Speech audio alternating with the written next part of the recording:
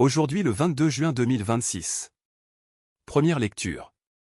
Le Seigneur a écarté les tribus d'Israël loin de sa face. Il n'est resté que la seule tribu de Juda. Lecture du deuxième livre des rois. En ces jours-là, Salmanasar, roi d'Assour, lança des attaques à travers tout le pays d'Israël et monta contre Samarie, qu'il assiégea pendant 3 ans.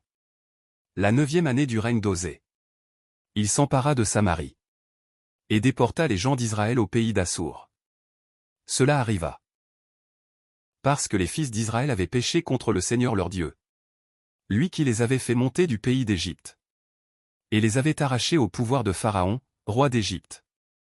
Ils avaient adoré d'autres dieux et suivi les coutumes des nations que le Seigneur avait dépossédées devant eux. Voilà ce qu'avaient fait les rois d'Israël.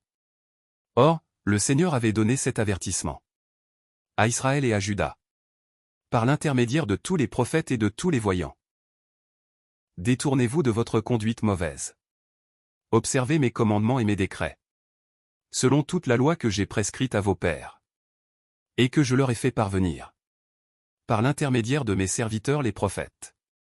Mais ils n'ont pas obéi et ils ont raidi leur nuque, comme l'avait fait leur père, qui n'avaient pas fait confiance au Seigneur leur Dieu. Ils ont méprisé ses lois, ainsi que l'alliance qu'il avait conclue avec leur père, et les avertissements qu'il leur avait donnés. Alors le Seigneur s'est mis dans une grande colère contre les tribus d'Israël, et les a écartés loin de sa face. Il n'est resté que la seule tribu de Juda. Parole du Seigneur. Nous rendons grâce à Dieu. Psaume. Sauve-nous par ta droite. Seigneur, réponds-nous. Dieu, tu nous as rejetés, brisés. Tu étais en colère, reviens-nous. Tu as secoué, disloqué le pays. Répare ses brèches, il s'effondre. Tu mets à dure épreuve ton peuple.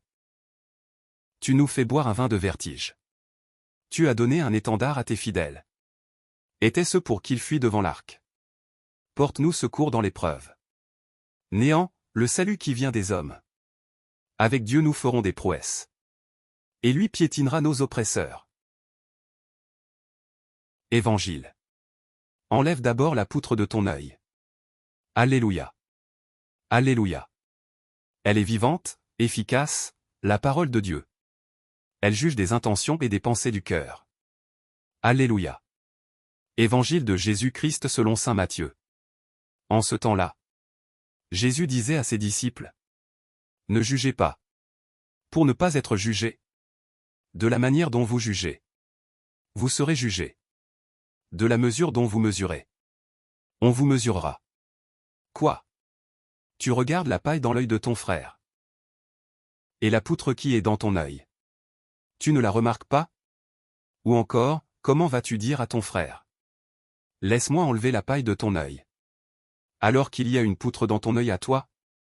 Hypocrite! Enlève d'abord la poutre de ton œil. Alors tu verras clair, pour enlever la paille qui est dans l'œil de ton frère. Acclamons la parole de Dieu. Louange à toi Seigneur Jésus.